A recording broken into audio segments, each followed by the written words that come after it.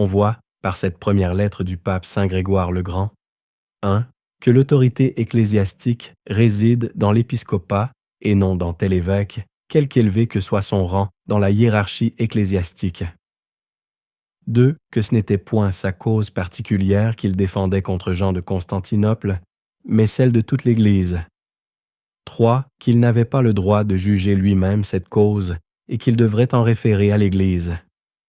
4. Que le titre d'évêque universel est contraire à la parole de Dieu. Orgueilleux, criminel, sot et inepte. 5. Qu'aucun évêque, malgré l'élévation de son rang dans la hiérarchie ecclésiastique, ne peut prétendre à une autorité universelle sans entreprendre sur les droits de l'épiscopat entier. 6. Qu'aucun évêque dans l'Église ne peut se prétendre père de tous les chrétiens sans s'attribuer un titre contraire à l'Évangile, orgueilleux, sot et criminel. Nous prions les néo-catholiques de réfléchir sérieusement à ces vérités exprimées si clairement dans cette première lettre et qui apparaîtront avec une nouvelle évidence dans celles qui suivront.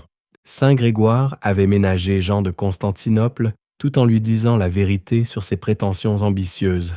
Le motif de cette réserve avait été le respect qu'il portait à l'empereur Maurice que Jean avait gagné à sa cause.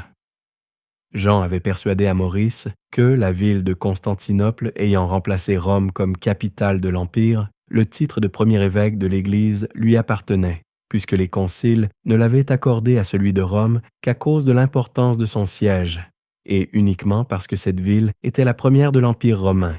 C'était d'après cette prétention qu'il avait usurpé le titre d'œcuménique ou universel. Il avait même engagé Maurice à s'interposer auprès de Grégoire afin que ce dernier fermât les yeux sur ses prétentions et vécût avec lui en bonne intelligence.